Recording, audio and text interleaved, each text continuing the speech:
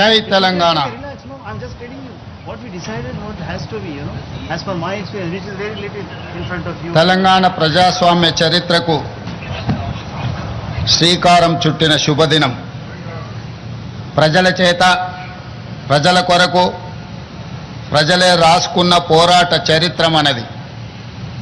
నిజాం నియంతృత్వంపై సామాన్యుడు సాయుధ పోరాటంతో సాధించుకున్న విజయం ఈరోజు మనము అనుభవిస్తున్న ప్రజాస్వామ్యం. ప్రపంచ ఉద్యమాల చరిత్రలో సువర్ణాక్షరాలతో లిఖించదగ్గ ఘనత తెలంగాణ సాయుధ పోరాటానిది. 1948 సెప్టెంబర్ 17 ఈ పోరాటంలో ప్రజలు విజయం సాధించి స్వేచ్ఛా పతాకను ఎగరవేసిన రోజు. ఈ గడ్డపై రాచరికానికి ఘోరీ కట్టి ప్రజాపాలనకు హారతి పట్టిన రోజు సెప్టెంబర్ 17. అందుకే ఇది ప్రజాపాలన దినోత్సవం. రాష్ట్ర ప్రజలందరికీ ప్రజాపాలన దినోత్సవ శుభాకాంక్షలు తెలియజేస్తున్నా. స్వేచ్ఛ మన జీవన విధానం. ఈ స్వేచ్ఛ సాధన కోసం ప్రాణత్యాగాలు సైతం వెనకాడని జాతి మనది. దీనికి చరిత్రనే సాక్ష్యం. అణిచివేత, పెద్దనారితనం, నియంతృత్వం, బానిసత్వ సంకెళ్లను బద్దలు కొట్టి స్వేచ్ఛకు ఊపిరి పోయడానికి ఊపిరి వదిలిన వందలాది మంది అమరులకు ఈ సందర్భంగా ఘన నివాళి అర్పిస్తున్నాను. సెప్టెంబర్ 17, 1948 తెలంగాణ చరిత్రలో ఒక మైలురాయి. అదేవిధంగా డిసెంబర్ 7, 2023 స్వరాష్ట్ర ప్రజాస్వామ్య ప్రస్థానంలో మరో మైలురాయి. లోతైన అవగాహనతో, సమకాలీన చరిత్రపై నిశితమైన విశ్లేషణతో నేను ఈరోజు ఈ మాట చెబుతున్నాను. ఎన్నో ఆశలు, ఆకాంక్షలతో మొదలైన స్వరాష్ట్ర ప్రస్థానం తిరిగి మళ్ళీ నియంతృత్వ నిర్బంధంలోకి జారిపోయిన తీరు గత ప్రభుత్వంలో మనం చూసాం. నాటి సాయుధ పోరాట స్ఫూర్తితో నిన్నటి నియంతృత్వ పాలనను ఓడించి ప్రజాపాలనను తెచ్చుకున్నాం. అందుకే డిసెంబర్ 7, 2023 కూడా ఒక చారిత్రాత్మక సందర్భంగా భవిష్యత్ తరాలకు గుర్తుండిపోతుందని నేను భావిస్తున్నాను. 77 ఏళ్ల తెలంగాణ ప్రస్థానాన్ని, పోరాట చరిత్రను, ఇక్కడ ఉద్భవించిన ఉద్యమాల సరళిని సంపూర్ణంగా అకలింపు చేసుకొని ప్రజల ఆకాంక్షలను అర్థం చేసుకొని మేము ఈరోజు పరిపాలన చేస్తున్నాం. అహంకారపు ఆలోచనలు, బంధు ప్రీతి, అశ్రిత పక్షపాతానికి మా పాలనలో తావు లేదు. కష్టమైన, నష్టమైన ప్రజలతో పంచుకుంటున్నాం. ప్రజల ఆకాంక్షలు, వారి ఆలోచననే ప్రామాణికంగా నిర్ణయాలు తీసుకుంటున్నాం. తీసుకున్న నిర్ణయాలలో మంచి చెడు విశ్లేషించే అవకాశాలను ఇస్తున్నాం. తప్పులుంటే దిద్దుకుంటున్నాం. మంచి చేయడమే బాధ్యతగా మేము భావిస్తున్నాం. అభివృద్ధిలో ప్రపంచంతో పోటీ పడాలన్న తపనతో పని చేస్తున్నాం. ప్రతి పేదవాడి ముఖంలో ఆనందమే లక్ష్యంగా సంక్షేమ పథకాలను, సంక్షేమ చరిత్రను తిరగరాస్తున్నాం.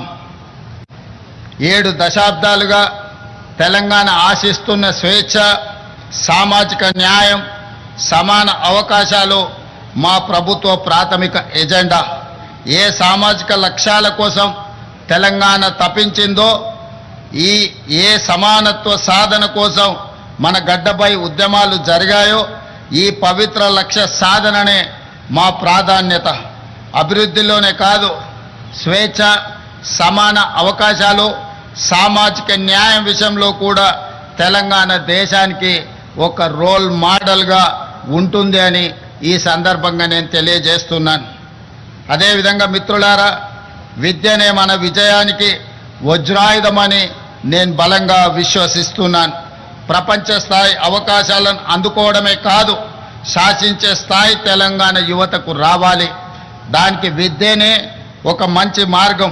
అందుకే గొప్ప విజన్తో యంగ్ ఇండియా ఇంటిగ్రేటెడ్ రెసిడెన్షియల్ స్కూల్స్ని మనం ఆలోచన చేసి ప్రారంభించుకున్నాం. ఈరోజు నేను చెబుతున్నాను, భవిష్యత్తులో తెలంగాణ విద్యా వ్యవస్థలో విప్లవాత్మక మార్పులకు ఈ స్కూళ్ళు కేంద్రాలుగా మారబోతున్నాయి. విద్యపై మేం చేస్తున్న వ్యయం ఖర్చు కాదు, భవిష్యత్ తెలంగాణకు పెట్టుబడిగా మేము భావిస్తున్నాం. తెలంగాణ బిడ్డలు అన్ని రంగాల్లో రాణించాలనేదే మా ఆలోచన. అందుకే విద్యతో పాటు క్రీడలకు ప్రాధాన్యత ఇస్తున్నాం, ఇన్నోవేషన్కు పెద్దపీట వేస్తున్నాం. Young India sports university, young India skills university, young India police school రేపటి తెలంగాణ భవితకు భరోసా కేంద్రాలుగా మారుతాయి. రేపటి తరాన్ని యాచకులుగా కాదు, స్వీయ శక్తిమంతులుగా మార్చాలన్న సంకల్పంతో పని చేస్తున్నాం. దీనికి అనుగుణంగా రాష్ట్ర విద్యా పాలసీని త్వరలో తీసుకురాబోతున్నాం. ఈనాడు తెలంగాణ రాష్ట్రంలో తెలంగాణ ఎడ్యుకేషన్ పాలసీని తీసుకురావడానికి ఒక కమిటీని నియమించి తెలంగాణ భవిష్యత్ అవసరాలను, అదేవిధంగా ప్రపంచ చిత్రపటంలో తెలంగాణ యువత యొక్క ప్రాధాన్యత పెంచడానికి ఈరోజు మా ప్రభుత్వం లక్ష్యంగా పనిచేస్తుంది.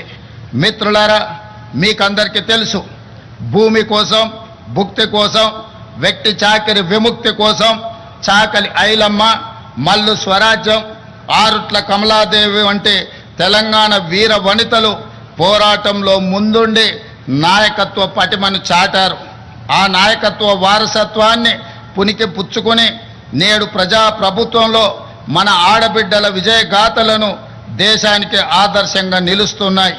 మహిళా ఉన్నతి, తెలంగాణ ప్రగతి నినాదంతో కోటి మంది ఆడబిడ్డలను కోటీశ్వరులుగా చేయాలన్న లక్ష్యంతో మేము చేపడుతున్న కార్యక్రమాలు సత్ఫలితాలను ఇస్తున్నాయి. ఇందిరా మహిళా శక్తి పాలసీలో భాగంగా నారాయణపేట జిల్లాలో మహిళా సమైక్య ఆధ్వర్యంలో ఏర్పాటు చేసిన పెట్రోల్ బంకు ద్వారా 6 నెలల్లో 15,50,000 రూపాయల లాభం ఆర్జించి అవకాశం ఇస్తే అద్భుతాలు చేయగలరని మా ఆడబిడ్డలు ఈనాడు నిరూపించడం జరిగింది. డ్వాక్రా మహిళా సంఘాలు ఉత్పత్తులను విక్రయించేందుకు ప్రత్యేకంగా ఏర్పాటు చేసిన ఖమ్మం మహిళా మార్ట్ విజయవంతంగా నడుస్తుంది. రాష్ట్రంలో మరికొన్ని మహిళా మార్టులను ఏర్పాటు చేయాలని మా ప్రభుత్వం ఆలోచన చేస్తున్నది. అదేవిధంగా మిత్రులారా, ఆహార ధాన్యాల కొరత నుండి ఆహార సమృద్ధి సాధన వరకు ఈ దేశంలో వ్యవసాయ రంగానికి ప్రాధాన్యత ఇచ్చి రైతును రాజును చేసిన చరిత్ర కాంగ్రెస్ ప్రభుత్వాలది. హరిత విప్లవం నుండి ఉచిత విద్యుత్తు వరకు, రుణమాఫీ నుండి రైతు భరోసా వరకు రైతుల కోసం మనం రూపొందించిన సంక్షేమ పథకాలు ఎప్పటికప్పుడు కొత్త చరిత్రను సృష్టిస్తున్నాయి. ఆ వారసత్వాన్ని ప్రజాప్రభుత్వం కూడా మరింత గొప్పగా కొనసాగిస్తుంది. రాష్ట్రంలో 25,35,000 మంది రైతులకు 20,616 కోట్ల రూపాయల రైతు రుణమాఫీ చేసి రుణ విముక్తులను చేసిన రాష్ట్రము దేశంలోనే తెలంగాణ మొట్టమొదటిది. మాఫీ ఈ దేశంలో ఏ రాష్ట్రం చేయని విధంగా రైతులను ఆదుకునే ప్రయత్నం మా ప్రభుత్వం చేస్తున్నది. ఇందిరమ్మ రైతు భరోసా కింద 9 రోజుల్లో 9,000 కోట్ల రూపాయలు రైతుల ఖాతాలో వేసి పెట్టుబడికి భరోసా ఇచ్చాం. ఆర్థిక పరిస్థితి సహకరించకపోయినా రైతుల సంక్షేమ విషయంలో రాజీ పడలేదు. కేవలం ఏడాది కాలంలో 1,04,000 కోట్ల రూపాయల రైతు ప్రయోజనాలపై ఖర్చు చేసిన ప్రభుత్వం ఈ దేశంలో మరొకటి లేదు. 7,178 కొనుగోలు కేంద్రాలను ఏర్పాటు చేసి రైతుల వద్ద చివరి గింజ వరకు ధాన్యం కొంటున్నాం. ధాన్యం కొనుగోలు చేసిన 48 గంటల్లోనే రైతుల ఖాతాలో జమ చేస్తున్నాం. సన్నాలకు క్వింటాల్కు 500 రూపాయల బోనస్ ఇస్తున్నాం. రాష్ట్రంలో 29 లక్షల వ్యవసాయ మోటార్లకు 24 గంటల ఉచిత విద్యుత్తు అందిస్తున్నాం. దీనికోసం రాష్ట్ర ప్రభుత్వం 16,691 కోట్ల రూపాయల సబ్సిడీని విద్యుత్ సంస్థలకు చెల్లిస్తున్నాం. గత ఏడాది 2,90,2.90 కోట్ల టన్నుల ధాన్యం ఉత్పత్తిలో దేశానికే తెలంగాణ ఆదర్శంగా నిలిచింది. ఈ ఏడాది 2,80,00,000 మెట్రిక్ టన్నుల ధాన్యం ఉత్పత్తిలోనే దేశం అగ్రస్థానంలో నిలిచింది. అదేవిధంగా మిత్రులారా, ప్రజాప్రభుత్వం తొలి 20 నెలల్లోనే ఎలాంటి వివాదాలకు ఆస్కారం లేకుండా సుమారు 60,000 ప్రభుత్వ ఉద్యోగాల భర్తీ చేశాం. పోటీ పరీక్షల నిర్వహణలో అత్యంత పారదర్శకతతో వేగంగా ఫలితాలు వెల్లడించి నియామక పత్రాలు అందించాం. ఈ దేశ పరిపాలన వ్యవస్థలో తెలంగాణ భాగస్వామ్యం ఉండాలి. అందుకే అఖిల భారత సర్వీసులకు వెళ్ళాలని కోరుకునే తెలంగాణ బిడ్డల కోసం ప్రభుత్వం అండగా నిలుస్తుంది. రాజీవ్ గాంధీ సివిల్స్ అభయ హస్తం ద్వారా ₹1,00,000 ఆర్థిక సహాయాన్ని ఈ నిరుద్యోగ యువకులకు అందిస్తున్నాం. సివిల్స్ మెయిన్స్కి ఎంపికైన 180 మందికి తెలంగాణ అభ్యర్థులకు ఆగస్టు 11న ఈ ఆర్థిక సహాయాన్ని అందించాం. మెయిన్స్కి ఎంపికైన వారికే కాక ఇంటర్వ్యూకి ఎంపికైన అభ్యర్థులకు ₹1,00,000 సహాయాన్ని అందిస్తున్నాం. ఢిల్లీలో వసతి ఏర్పాటు చేస్తున్నాం. ఇలా ఆర్థిక సహాయం పొందిన వారిలో ఇప్పటి వరకు 10 మంది అఖిల భారత సర్వీసులకు ఎంపిక కావడం తెలంగాణకు గర్వకారణం. మా ప్రభుత్వం చేస్తున్న ప్రయత్నాలు సత్ఫలితాలను అందిస్తున్నాయని నేను భావిస్తున్నాను. అదేవిధంగా మిత్రులారా, భూ పోరాటాల చరిత్రనే తెలంగాణ చరిత్ర. గత ప్రభుత్వం తెచ్చిన ధరణి కారణంగా తెలంగాణ రెవెన్యూ వ్యవస్థ మొత్తం అస్తావ్యస్తమైపోయింది. తమ దోపిడీకి అడ్డుగా ఉన్నారనే రెవెన్యూ ఉద్యోగులను, సిబ్బందిని దొంగలుగా, దోపిడీదారులుగా చిత్రీకరించి గత పాలకులు ముద్ర వేశారు. ప్రజాప్రభుత్వం వచ్చాక ఆ పరిస్థితిని చక్కదిద్ది రెవెన్యూ ఉద్యోగులకు ఆత్మగౌరవాన్ని ఇచ్చి ప్రజలకు సమర్థవంతంగా సేవలు అందించే దిశగా వారిని ప్రోత్సహిస్తున్నాం. అందులో భాగంగానే భూభారతి చట్టం తెచ్చాం. క్షేత్రస్థాయిలో ఈ చట్టాన్ని సమర్థవంతంగా అమలు చేసేందుకు ఇటీవలనే 5,000 మంది గ్రామ పాలన అధికారులను నియమించడం జరిగింది. వాళ్ళు నిజాయితీగా ప్రజలకు సేవలు అందించి గ్రామీణ రెవెన్యూ వ్యవస్థను తిరిగి పునర్నిర్మిస్తారన్న విశ్వాసం, నమ్మకం మా ప్రభుత్వానికి సంపూర్ణంగా ఉన్నది. ఈరోజు సాదా బైనామాలు కావచ్చు, భూభారతికి సంబంధించిన సమస్యలు కావచ్చు, ఈ గ్రామ పాలన అధికారులు ప్రజలకు చేరువై ఈ సమస్యల్ని పరిష్కరించాలని మా ప్రజా ప్రభుత్వం భావిస్తున్నది. అదేవిధంగా ఇందిరమ్మ ఇళ్ల నిర్మాణాలు గ్రామాలలో పేదల ఆత్మ గౌరవానికి ప్రతీకలు. కొత్తగూడెం జిల్లా అశ్వరావుపేట నియోజకవర్గంలోని బెండాలపాడు గ్రామంలో ఇందిరమ్మ ఇండ్ల గృహ ప్రవేశ మహోత్సవంలో పాల్గొన్నప్పుడు ఆ పేదల కళ్ళల్లో చూసిన ఆనందం నాకెనలేని సంతృప్తిని, సంతోషాన్ని అందించింది. తొలి విడతగా 22,500 కోట్ల రూపాయలతో ప్రతి నియోజకవర్గంలో 3,500 ఇందిరమ్మ ఇల్లు లేని పేదవాళ్లకు అందించడం ద్వారా వాటికి సంబంధించి డబ్బుల చెల్లింపులు కూడా గ్రీన్ ఛానల్ ద్వారా నిర్మించుకున్న పని జరిగిన మరుక్షణమే ఆ పేదలకు నిధులను విడుదల చేస్తూ ఈనాడు పేదల యొక్క ఆత్మగౌరవాన్ని పెంచడానికి మా ప్రజా ప్రభుత్వం ప్రయత్నం చేస్తున్నదనడానికి నేను చెప్పడానికి సంతోషిస్తున్నాను. అదేవిధంగా మిత్రులారా, తెలంగాణ అంటే దేశానికి ఆదర్శంగా నిలిచిన అన్నదాతలే కాదు, పేదలకు ఆకలి తీర్చే సన్న బియ్యం పథకం కూడా. సన్న బియ్య సంక్షేమ పథకానికి ఈరోజు కేర్ ఆఫ్ అడ్రస్ తెలంగాణ రాష్ట్రం. దేశంలోనే మరే రాష్ట్రంలో ఇటువంటి పథకం లేదు. రాష్ట్రంలోని 3,10,00,000 మంది పేదలకు సన్న బియ్యం అందించడం ద్వారా ఆత్మగౌరవంతో బ్రతికి ఆ సన్న బియ్యంతోనే తమ సంటి పిల్లలకు తినిపించే పరిస్థితి, ఒక ఆరోగ్యవంతమైన తెలంగాణను, ఆత్మగౌరవంతో కూడుకున్న తెలంగాణను ఈరోజు పేద ప్రజానికానికి అందించడానికి ప్రజాప్రభుత్వం ప్రయత్నం చేస్తున్నదని చెప్పడానికి నేను సంతోషిస్తున్నాను. అదేవిధంగా మిత్రులారా, కృష్ణానది జలాలు, గోదావరి నదీ జలాలకు సంబంధించి ఈనాడు జరుగుతున్న చరిత్ర మీకందరికీ తెలుసు. ఈ రెండు నదులు తెలంగాణ జీవ నదులు.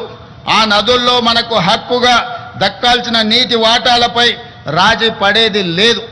గత పాలకుల తప్పులను సరిదిద్ది ప్రతి చుక్క నీటిపై పక్కా హక్కులు సాధించే దిశగా కృష్ణా జలాల విషయంలో న్యాయ పోరాటానికి తెలంగాణ ప్రభుత్వం సిద్ధమవుతున్నది. ఇటీవలే మన ఇంజనీర్లకు, న్యాయ నిపుణులకు స్పష్టమైన దిశ నిర్దేశం రాష్ట్ర ప్రభుత్వం చేయడం జరిగింది.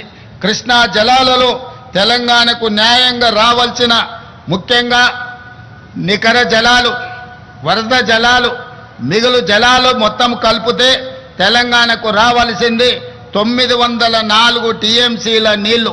ఈ 904 టీఎంసీల నీళ్లను సాధించడానికి కృష్ణా ట్రిబ్యునల్ ముందు తెలంగాణ తరఫున పక్కాగా బలమైన వాదన వినిపించడానికి అవసరమైన సూచనలను, సలహాలను సాగునీటి పారుదల శాఖ మంత్రితో పాటు మేమే స్వయంగా సమీక్షించి వాళ్లకు సూచనలు చేయడం జరిగింది.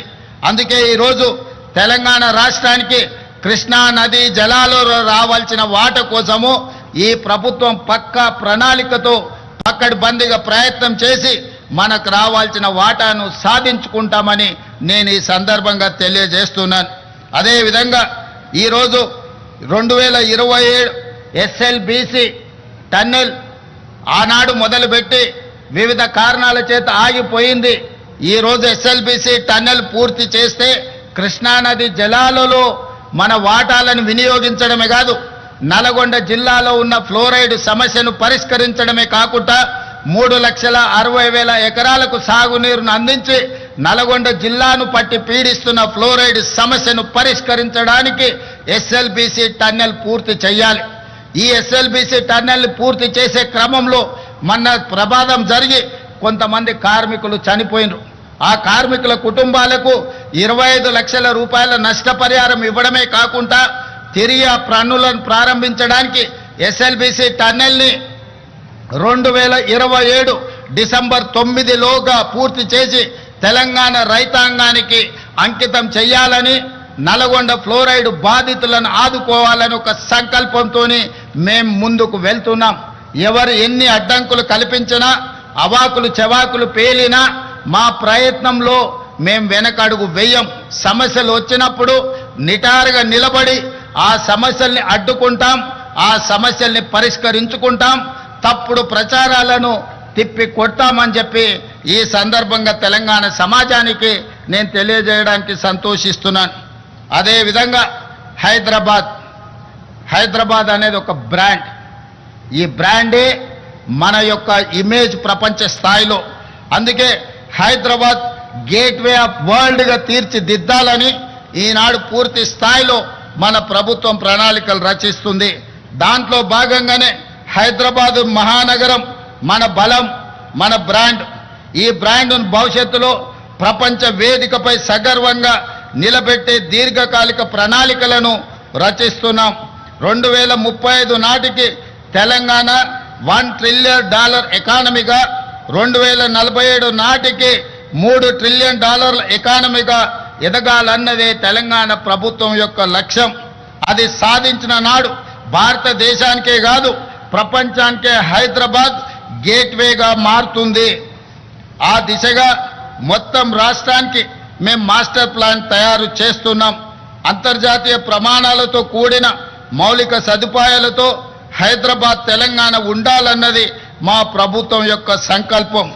రోడ్లు, విద్యుత్తు, అదేవిధంగా రవాణా సదుపాయాలు, మురుగునీటి పారుదల, వాతావరణ స్వచ్ఛత, ఇలా అన్ని కోణాల్లో అత్యంత స్వచ్ఛమైన, సుఖమైన జీవన ప్రమాణాలతో కూడిన నగరంగా హైదరాబాదును మార్చాలని మేము ప్రయత్నం చేస్తున్నాం. ఈ దశగా ఇప్పటికే ప్రభుత్వం చేస్తున్న ప్రయత్నాలు సత్ఫలితాలను అందిస్తున్నాయి. 1,00,000 కోట్ల అంతర్జాతీయ పెట్టుబడులకు హైదరాబాదు కేర్ ఆఫ్ అడ్రస్గా మారుతుంది. గ్లోబల్ కేపబిలిటీ సెంటర్లకు హబ్గా మారుతుంది.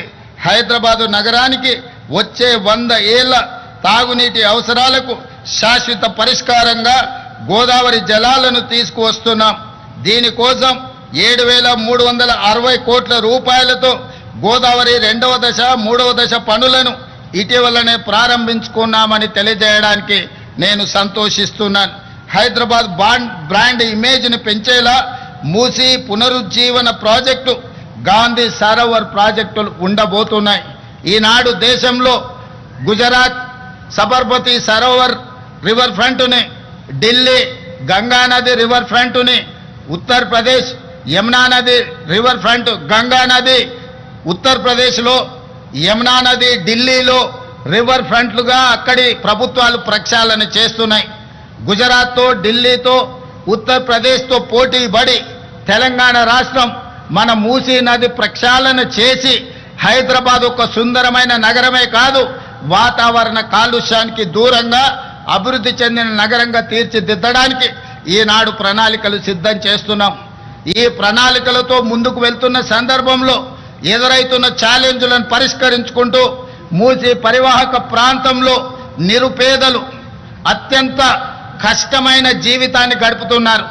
నిన్నగాక మొన్న కురిసిన అత్యధిక వర్షాలు, క్లౌడ్ బస్ట్ వల్ల పేదల జీవితాలు అతలాకుతలమే కాదు, పేదలు మూసీ నదిలో కొట్టుకుపోయినారు. దీనికి ప్రధానమైన కారణం ఎక్కడ నివసించడానికి అవకాశం లేక ఈ గతంలో జరిగిన తప్పిదాల వల్ల ఈనాడు ఆ పేదల జీవితం దుర్భరమైంది. ప్రజలు కొట్టుకొని పోతున్నారు మూసీ నదిలో. అందుకే ఆలోచన చేసి మూసీ పరివాహక ప్రాంతంలో ఉన్న పేదలకు మంచి జీవన ప్రమాణాలు కల్పించే అభివృద్ధిని చేయడమే కాదు, మూసీ పరివాహక ప్రాంతాన్ని కూడా అద్భుతంగా తీర్చిదిద్ది ఒక ఆర్థిక వ్యవస్థగా, ఒక నైట్ ఎకానమీ, హైదరాబాదు నగరం రోజంతా పనిచేస్తే మూసీ రివర్ ఫ్రంట్ మొత్తం రాత్రి మొత్తం సాయంత్రం 7 గంటల నుంచి ఉదయం 6 గంటల వరకు అక్కడ ఆర్థిక వ్యవస్థను బలోపేతం చేసి అక్కడ వ్యాపార పారిశ్రామిక కార్యక్రమాలను నిరంతరం జరిగే విధంగా ప్రభుత్వం అనుమతులు ఇవ్వడం ద్వారా తెలంగాణ రాష్ట్ర ఆర్థిక వ్యవస్థను పెంపొందించడమే కాదు, తెలంగాణ నిరుద్యోగ యువతకు ఉద్యోగ ఉపాధి అవకాశాలు అక్కడ వస్తాయి. అందుకే ఈరోజు తెలంగాణ రాష్ట్ర ప్రభుత్వం మూసీ నది ప్రక్షాళన, మూసీ నది పరివాహక ప్రాంతంలో అభివృద్ధి కార్యక్రమాలు, ఈ అభివృద్ధి కార్యక్రమాల వల్ల నిరుద్యోగ యువకులకు ఉద్యోగ ఉపాధి అవకాశాలు కల్పించడమే కాకుండా రాష్ట్రానికి ఒక సైకిల్ కొత్త ఆర్థిక వ్యవస్థను అందిస్తాం. ఈరోజు ఉదయం 6-7 గంటల నుంచి రాత్రి 9 గంటల వరకే మన వ్యాపార కార్యక్రమాలు జరుగుతున్నాయి. కానీ మూసీ నది పరివాహక ప్రాంతంలో రాత్రి మొత్తం ఆర్థిక వ్యవస్థ నడిచే విధంగా ప్రతి వాళ్ళు ఏమి కావాలన్నా అక్కడ నుంచి పొందవచ్చు, ప్రతి వాళ్ళు అక్కడికి వెళ్ళొచ్చు, ప్రపంచ పర్యాటకులను ఆకర్షించే విధంగా మూసీ నది పరివాహక ప్రాంతాన్ని ఈరోజు అభివృద్ధి చేస్తాం. ఇదే కాదు, హిందువులకు సంబంధించిన దేవాలయం కావచ్చు, ముస్లిం సోదరులకు సంబంధించిన మసీదు కావచ్చు, సిక్కు సోదరులకు సంబంధించిన గురుద్వారా కావచ్చు, క్రిస్టియన్ సోదరులకు సంబంధించిన చర్చిలు కావచ్చు, ఈ నదీ పరివాహక ప్రాంతంలో మత సామరస్యంతో కూడుకున్న గొప్ప కట్టడాలను కట్టడం ద్వారా ప్రపంచ పర్యాటకులను ఆకర్షించి ఈ ప్రాంతాన్ని అభివృద్ధి చేయాలన్న ఆలోచన చేయడమే కాకుండా తెలంగాణ వైతాళికులు, తెలంగాణ చరిత్రకు, తెలంగాణ పోరాటాలకు ప్రతీకలైన గొప్ప వ్యక్తుల యొక్క అక్కడ విగ్రహాలు పెట్టుకోవడం ద్వారా ప్రపంచ పర్యాటకులకు తెలంగాణ చరిత్రను అందించడానికి ఈ మూసీ నది పరివాహక ప్రాంతాన్ని ఈరోజు అభివృద్ధి చేయబోతున్నాం. ఈనాడు హైదరాబాద్ చార్మినార్ ప్రాంతంలో వెళ్తే కాలు తీసి కాలు పెట్టలేని పరిస్థితి. ఉస్మానియా ఆసుపత్రికి వెళ్తే ఆ దుర్గంధంతో మనం చనిపోయే పరిస్థితులు ఉన్నాయి. వీటన్నిటిలో మార్పు రావాలి. ఈ మార్పు తెలంగాణ అభివృద్ధిలో భాగస్వామ్యం కావాలి. వీటి కోసం నా ప్రభుత్వం నిరంతరం ప్రయత్నం చేస్తుంది. ఈ ప్రయత్నంలో ఒడిదుడుకులు వచ్చినా నిటారుగా నిలబడి అడ్డుకుంటాం, అభివృద్ధిని ముందుకు తీసుకువెళ్తాం. భవిష్యత్ తరాలకు మూసీ నది పరివాహక ప్రాంతం ప్రపంచానికే ఆదర్శంగా నిలబడే విధంగా ఈనాడు ప్రభుత్వం ప్రణాళికలు రచిస్తుంది. తొందరలోనే ఈ ప్రణాళికలను కార్యక్రమాలను ప్రారంభించుకుంటాం. డిసెంబర్ 9, 2025 లోపల ఈ ప్రణాళిక కార్యక్రమాలను ప్రారంభించుకుంటామని తెలియజేయడానికి నేను సంతోషపడుతున్నాను. అదేవిధంగా ఓఆర్ఆర్పై తలపెట్టిన గేట్వే ఆఫ్ హైదరాబాద్ గొప్ప స్వాగత తోరణంగా నిలుస్తుంది.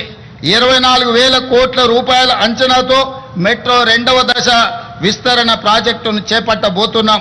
ఇప్పటికే 69 కిలోమీటర్లు ఉన్న మెట్రో మార్గానికి అదనంగా 2వ దశలో 77 కిలోమీటర్ల మేర మెట్రో రైలును నిర్మించాలనే ప్రయత్నాలు చేస్తున్నాం. తొందరలోనే మెట్రో విస్తరణ పనులను కూడా ప్రారంభించుకుంటామని తెలియజేస్తున్నాను. అదేవిధంగా మిత్రులారా, తెలంగాణ ప్రాంతం పోరాటాలకు వేదిక, తెలంగాణ ప్రాంతం త్యాగాలకు వేదిక, తెలంగాణ ప్రాంతం అమరవీరులకు ఒక ప్రతీక. అలాంటి తెలంగాణ ప్రాంతాన్ని ఈనాడు మత్తు మహమ్మారి, గంజాయి కావచ్చు, డ్రగ్స్ కావచ్చు, తెలంగాణ యువతను పట్టి పీడిస్తున్నది. ఇది నా సమస్య, మీ సమస్య, ప్రతి పేదవాడి సమస్య. ధనవంతులు, శ్రీమంతులు లేదా విలాసవంతమైన జీవిత తరగతికి సంబంధించిన యువత కూడా పెడధోరణిలో పోతున్నారు. పట్టణానికే పరిమితంగా, నగరానికే పరిమితం కాలే, పట్టణాలు, గ్రామీణ ప్రాంతాలలో కూడా ఈనాడు గంజాయి మూలాలు కనిపిస్తున్నాయి. ఎక్కడ చూసినా కేసులు జరుగుతున్నాయి. ఈ కేసుల వెనకాల చూస్తే గంజాయి ప్రభావమో, డ్రగ్స్ ప్రభావమో అధికంగా కనిపిస్తుంది. అందుకే మిత్రులారా, ఈనాడు మీ అందరి సహకారాన్ని నేను కోరుకుంటున్నా.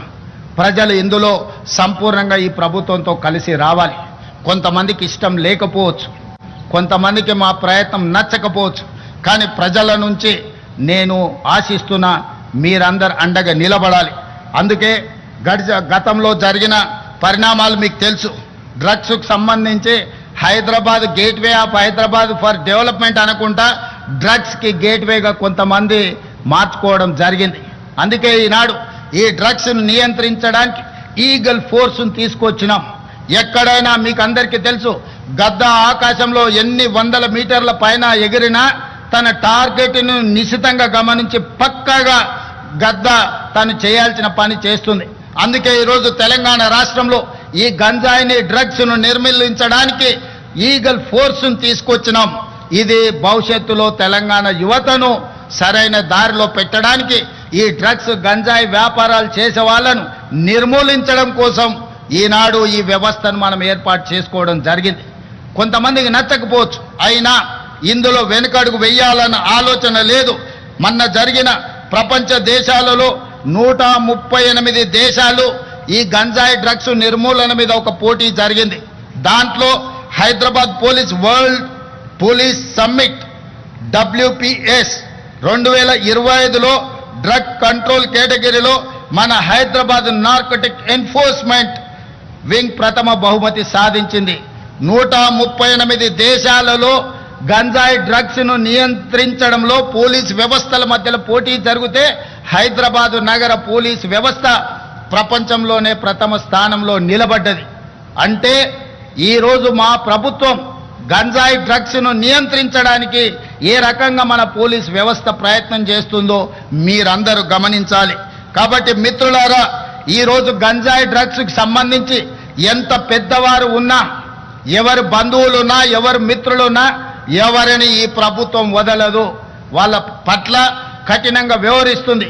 రాజకీయాలలో వాళ్ళకు హోదాలు ఉండొచ్చు, ఆ హోదాలలో ఉన్న వాళ్ళకు బంధువులు ఉండొచ్చు, ఆ బంధువులకు ఫామ్ హౌజులు ఉండొచ్చు. కానీ ఫామ్ హౌజులు డ్రగ్స్కో, గంజాయికో కేంద్రాలుగా మారి ఇలాంటి వాటిని ప్రోత్సహిస్తామంటే ఫామ్ హౌజుల్లోనే కాదు, బొక్కలో దాచుకున్న మా పోలీస్ వ్యవస్థ లాక్కొచ్చి మరి కటకటాల వెనకాల వేస్తుంది. ఇతర దేశాల నుంచి కొంతమంది ఇక్కడికి వచ్చి శాశ్వతంగా ఇక్కడనే స్థిర నివాసం ఏర్పరచుకొని ఈ వ్యాపారాలను కూడా చేస్తుండ్రు. మా పోలీస్ వ్యవస్థ వాళ్ళ పట్ల కూడా ప్రత్యేకమైన నిఘా పెట్టింది. ఖచ్చితంగా వాళ్ళందరిని కూడా పట్టుకుంటాం, వాళ్ళందరినీ కటకటాల వెనకాల తోసేస్తాం. ఈ తెలంగాణ రాష్ట్రాన్ని గంజాయి డ్రగ్స్ రహిత రాష్ట్రంగా, దేశంలోనే ఆదర్శమైన రాష్ట్రంగా తీర్చిదిద్దడానికి మన వ్యవస్థలు అన్నీ పనిచేస్తున్నాయి. మీరందరూ సహకరించాలి. తల్లిదండ్రులందరూ కూడా ఆలోచన చెయ్యాలి.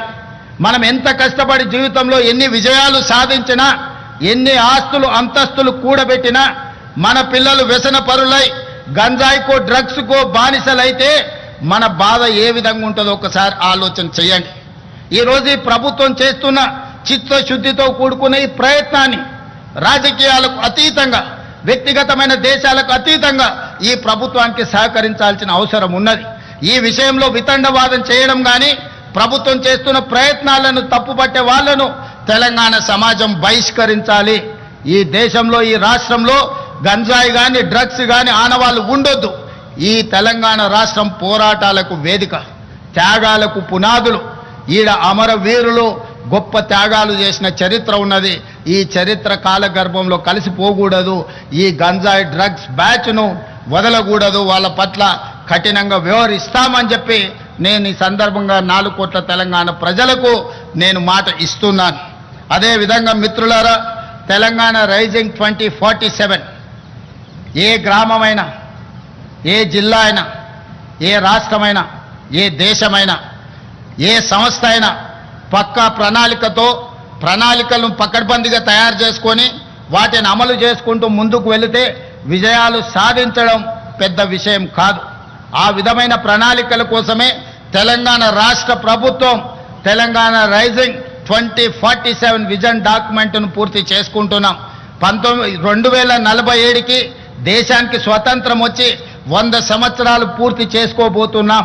100 సంవత్సరాల స్వతంత్ర భారతదేశంలో ఈ దేశమే కాదు, తెలంగాణ రాష్ట్రం ఏ విధంగా ప్రపంచంతో పోటీ పడి అభివృద్ధి జరిగిందో ఒక నమూనాగా తెలంగాణను తీర్చిదిద్దాలని, భవిష్యత్ తరాలకు ఒక విజన్ డాక్యుమెంట్ ఇవ్వాలని ఈనాడు తెలంగాణ రాష్ట్ర ప్రభుత్వము ప్రయత్నం చేస్తున్నది.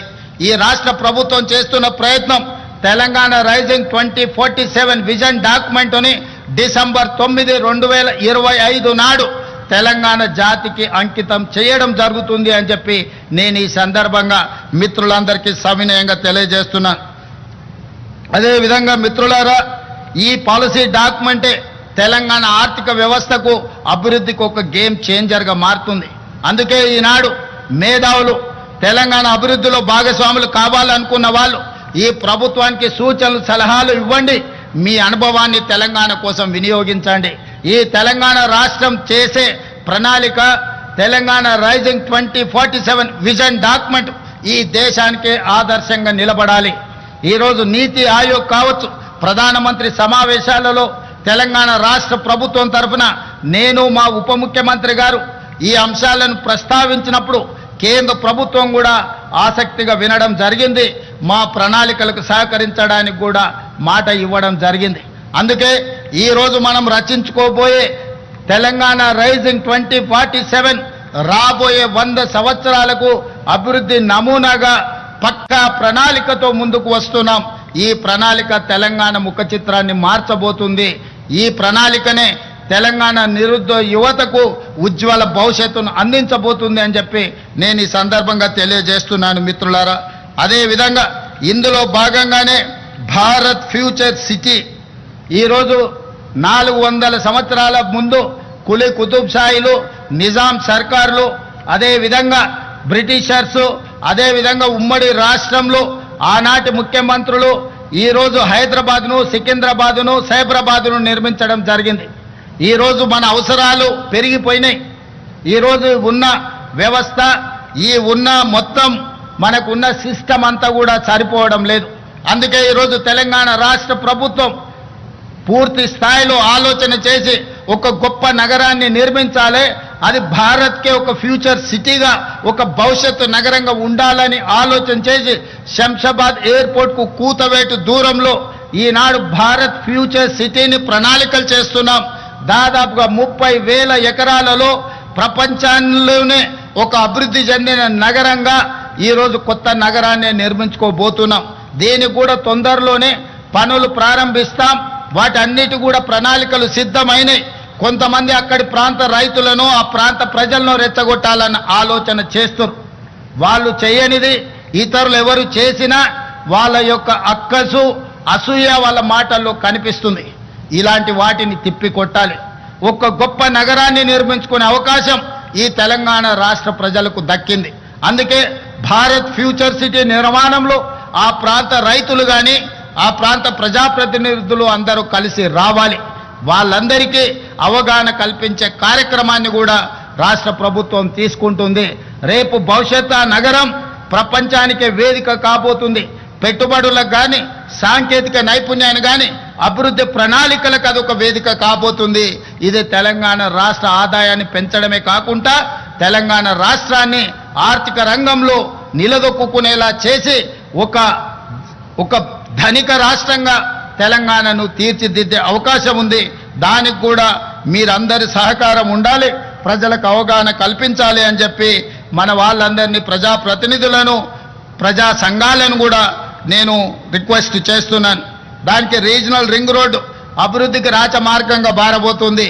ఈరోజు 160 కిలోమీటర్ల ఔటర్ రింగ్ రోడ్డు ఈరోజు మనకింత అభివృద్ధి తెచ్చిపెట్టింది. ఈనాడు రీజనల్ రింగ్ రోడ్డు ప్రతిపాదన కేంద్ర ప్రభుత్వం దాదాపుగా ఆమోదించింది. రీజనల్ రింగ్ రోడ్డు 360 కిలోమీటర్లు రాబోతుంది.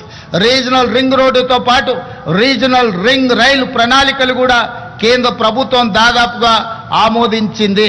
అదేవిధంగా ఈరోజు రీజనల్ రింగ్ రోడ్డుకి ఔటర్ రింగ్ రోడ్డు నుంచి రీజనల్ రింగ్ రోడ్డుకి మధ్యలో మనం రేడియల్ రోడ్స్ వేసుకోబోతున్నాం కొత్తగా.